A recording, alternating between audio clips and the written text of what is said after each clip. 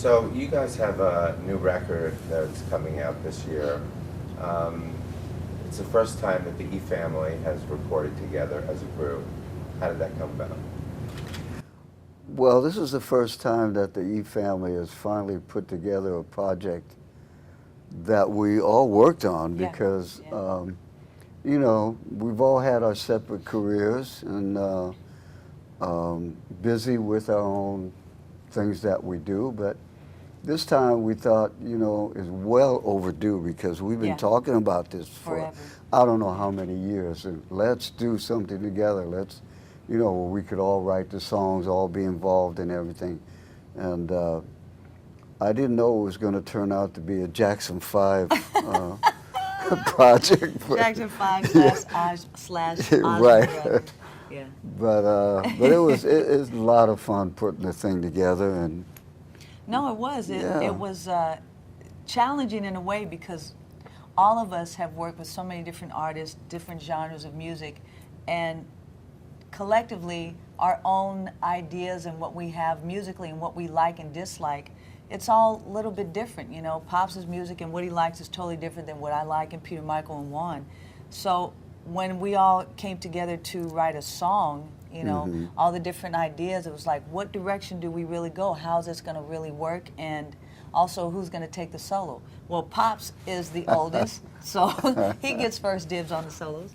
No, but I think it came out really well. It took us a little bit of time to actually figure out, again, what direction, because we as a family have never written music together as a family, and it was such a rewarding experience. I mean, once we got into it and started, you know, rehearsing, practicing, coming together as a family, it just gelled, and we figured out, wow, this is really going to happen. It's magic.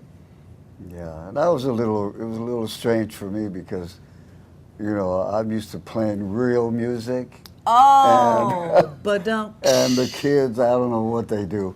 Well, see, but here's the thing, though. See, when this is an interview, we can cap on each other.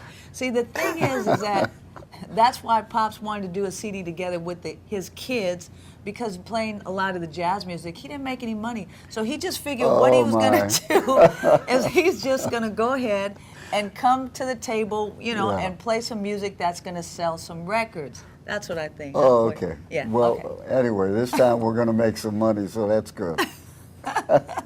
How would you describe the direction of the music?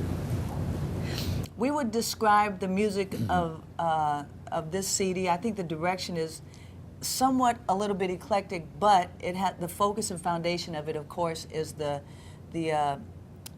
percussion, the drums, the foundation of our heritage and Latin music. And it's got a little twist of ever so slightly jazz, but not really. But again, the influences of music now, which is a little bit of a hip hop. And it kind of has somewhat of a vibe of the Carlos Santana when he first came out, recording with different artists on his CD. You know, we have a lot of different artists on our CD as well. So again, it's writing good songs and actually having some of our friends on the CD as well. We have guest artists like Gloria Stefan, Earth, Wind and Fire, Joss Stone, Israel Houghton, George Duke, Raphael Sadiq, and Prince. Yeah. So it was really interesting because and we really wanted to cover basically all the bases of different styles of music. And that was really the fun and the challenge of it. I think that we had to think in that vein of, well, let's really mix it up. Let's do things that we haven't done before, that we haven't done on our own records and our own projects. So that was the challenge of it. And the fact that we really had a lot of the special guests, we wanted to make sure that they were featured in their kind of style of what they're used to, but then again, you know, incorporating the Latin rhythms into it, because that's our strong thing of the family, is that we all play percussion. And you know, we had a lot of that involved in all the music, and it's just a lot of kind of different styles that, I mean, we really think that it worked out pretty good. I think so. Yeah. The guest artists that are on the record, did you collaborate with them? What was the process for getting them involved in the tracks? Haha. Well, the guest artists, I mean, it's, you know, they were really handpicked in a sense because they, I mean, they really are friends, and we, you know, we played with them at one time or another. Yeah. The good thing about it is they were very open to our suggestions and what we wanted to do, and it was just so much fun getting them in the studio and working with them because the energy was so great. It was I mean, good, that's yeah. what was really cool was that, you know, once we all got in there, we were pretty hyped up and excited, and they got excited. You know, it was really cool. I mean, it was just a wonderful, wonderful time that we had. That's what made it real special because we got a chance to really play with them and you know, perform with them was really something special for us. We got to collaborate, Emilio Estefan. We co-wrote, Peter, Michael, and I, the song with him, as well as I co-wrote a song with Joss Stone and Kenneth Crouch. So, and then I don't think Peter Michael wrote a couple of songs, and Peter Juan, Michael did, and then Juan we did. all collaborated together. So that was great too. But again, and a lot of the guest artists that we had, sometimes when you're doing a project like this, you know, a lot of them don't want money. So we exchanged things like Pop said that he would cook dinner and make tortillas and beans and rice for Earth, Wind, and Fire, which is really cool. Yeah, they never had the real stuff before. So. Yeah, and for Prince, I had to wash his cars and stuff. That was a stuff task, like that. but, We so cleaned their house. We emptied their garbage. Emptied the garbage. Whatever they needed, we did windows and things like that. Price was right. The price was really right. They said, hey, you know, absolutely, anything for the E family. The fact that this was the first time that you guys ever collaborated together musically, what was the process like? Was it fun? You want to do it again? This was, yeah. Well, this was the first time that the family got together and tried to write songs together. And like I said in the beginning, it was very challenging because we all like different types of music. Pop's, you know, more Latin jazz. Juan likes a lot of Latin music, but salsa. Peter, Michael, and I have a little bit of twist of between hip hop and pop. I like contemporary gospel. So collectively together, it took a minute to try to figure out what we were going to do. We bumped heads at the beginning, definitely. Oh, we were just trying to figure out, no, you do, you know, there was some bumping heads. And my head still hurts. yeah, it was a little bit crazy. But again, once we figured out the formula, since we never experienced it before, once we figured out that formula, we thought, you know what, this is going to work. And I think we wrote some good songs together. We would absolutely, at least speaking on behalf of, well, myself, I would say that I would do it again. Would you? Oh, heck yeah. Yeah, okay. Yeah, we would have some other people, some other stars, and we have a lot of friends. And write some other songs and better music. I think so. And just keep, that's the way we roll. Anyway. That's the way you roll, Pops. Yeah. As the elder statesman, you've been in the business. Talk louder, David. Yeah. How did you get into the business, and what have been some of the more memorable experiences? Well, actually, I started out selling oranges on the corner, and that business wasn't getting me anywhere. So I had two choices. I thought, well, I could either be a starving musician or a starving artist. So I picked the starving musician. And actually, I started playing when I was in high school. I started on the saxophone. Yeah. And it still is cobwebs on it in the garage because I haven't touched it since. And but I was very fortunate because I met some great guys from New York, coming from Puerto Rico and Cuba. I met all the great drummers, and myself and my brother, younger brother Coke and younger brother Phil, we all wanted to play music.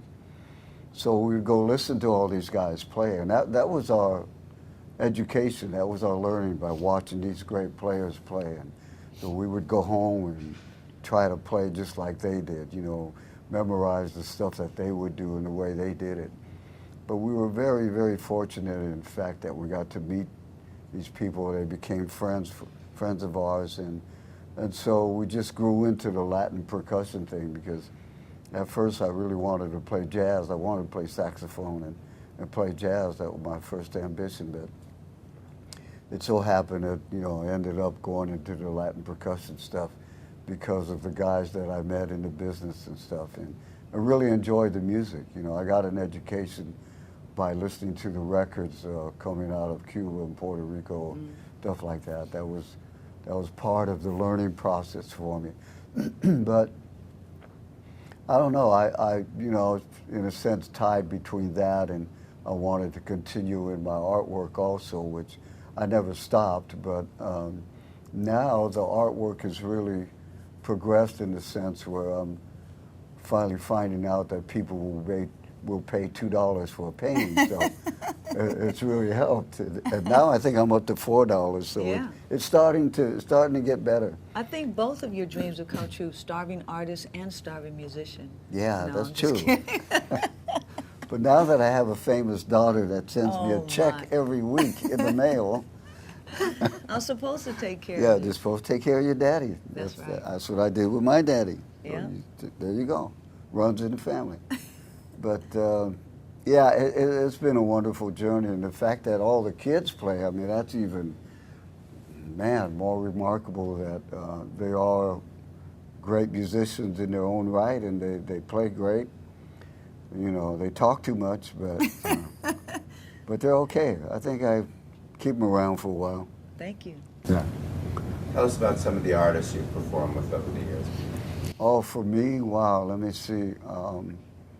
Tito Puente, Herbie Hancock, Stephen Stills, Woody Herman, Cal Jader, Mongo Santa Maria, Willie Bobo, of course Santana, the Azteca Band. Anita Baker. Anita Baker, went on tour with Anita Baker. Prince, played with Prince a couple of times. He still owes me money too. Me too. Yeah. Oh, we'll talk And, about that. yeah, we'll talk about that later. And who else? Oh, That's I don't a know. lot of Yeah, people. it's a lot of people. Yeah, it's a lot of people. I think it's more than that, but yeah. It's probably more than that. Yeah. But it's been wonderful. It's great to be able to say that I've played with a lot of these great people, and the fact that some of them are still going strong and some of them passed away, but you know, they're all great. They're all great to work for. I had a ball working for all of them.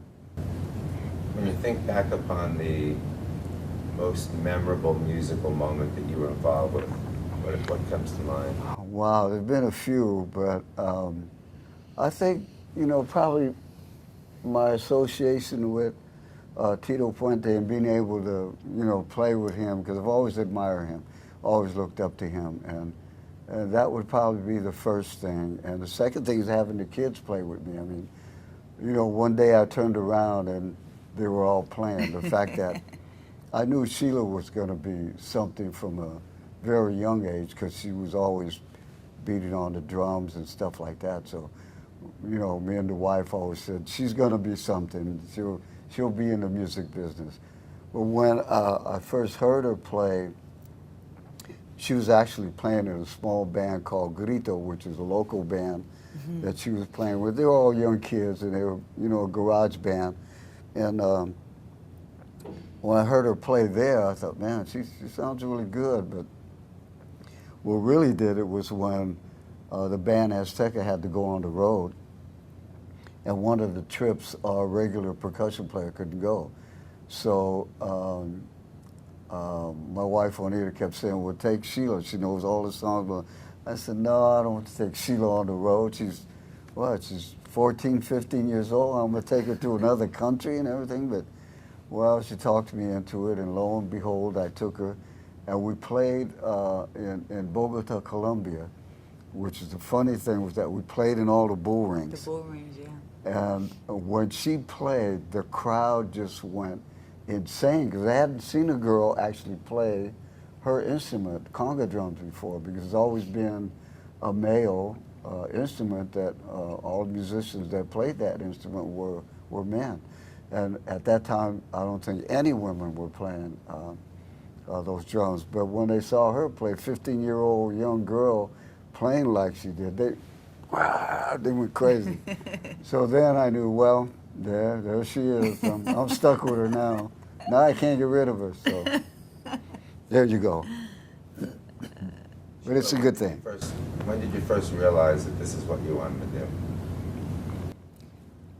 I realized playing music, I think I was 15. I think I played here with you. I don't know if it was Azteca or not. It might have been, but we played here in San Francisco for Mayor Moscone. And yeah, you were that's right, telling me, yeah. you were telling me to take a solo. And I looked at you like, what is taking a solo? And you're telling me to play from your heart. So I just closed my eyes, I started playing.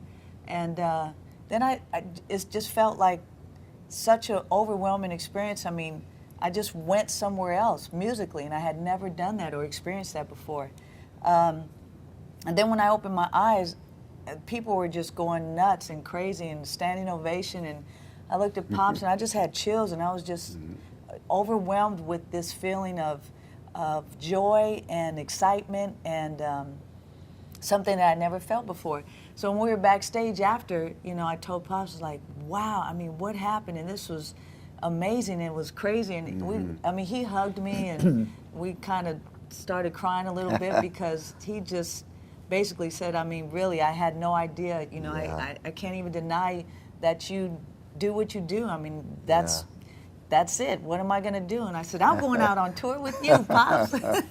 That was it. I said, this is what I want to do. This is it. You know, that was the turning point right there. Yeah, I think that was. Yeah.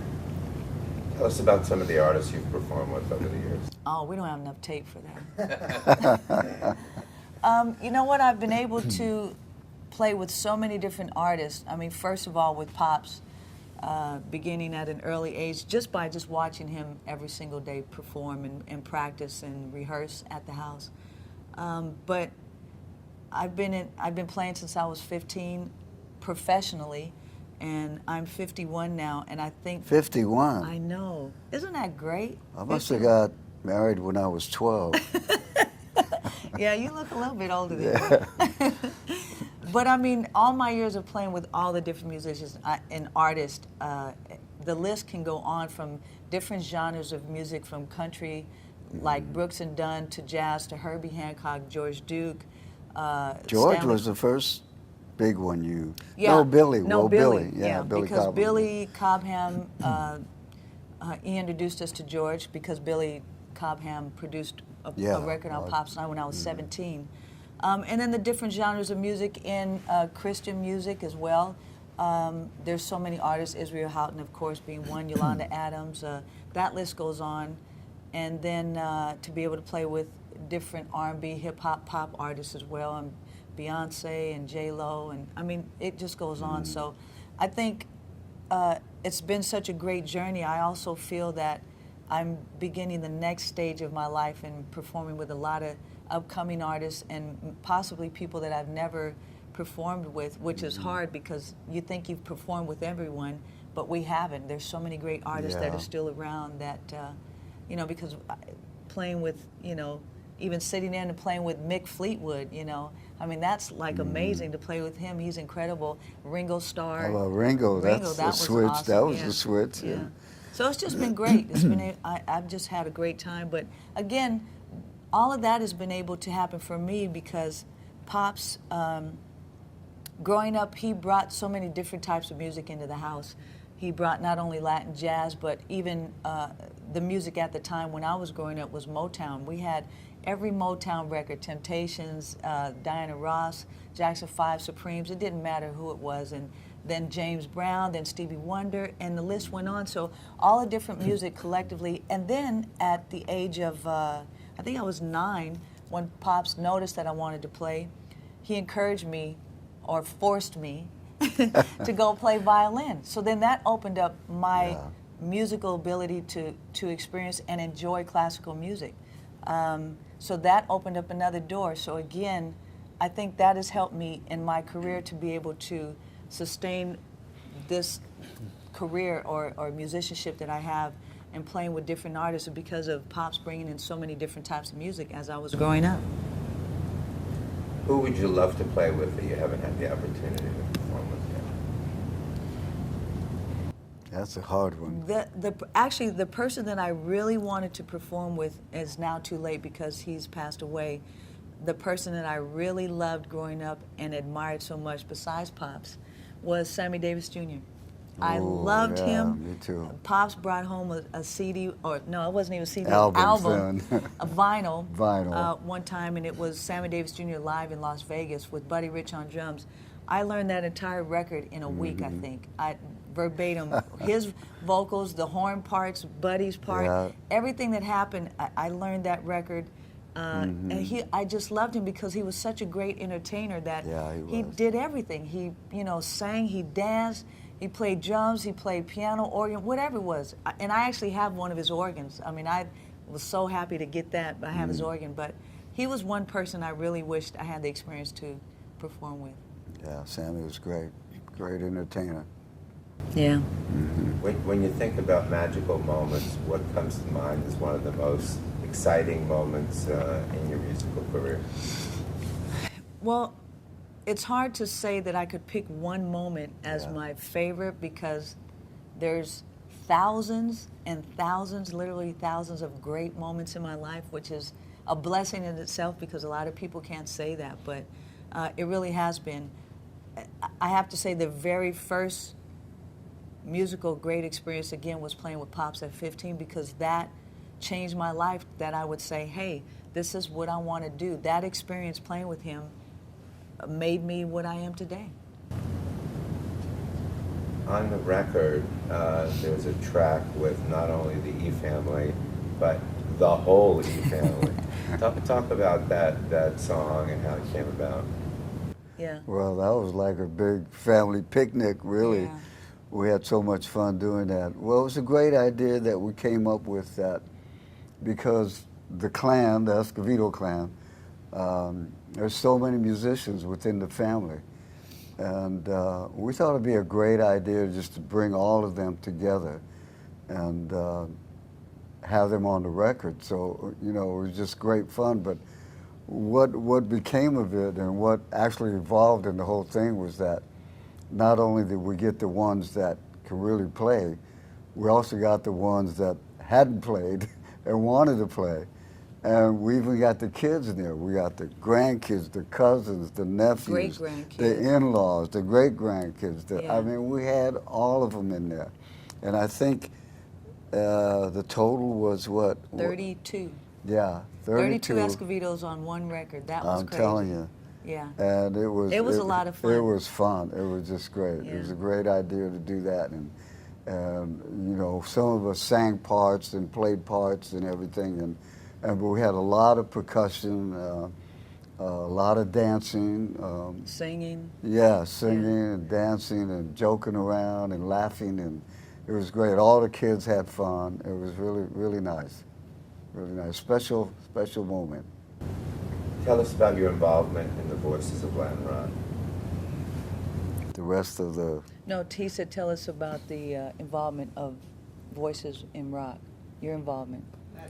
Latin Rock. Oh, boy. When we had the band Azteca, we actually came from that era of Latin rock music.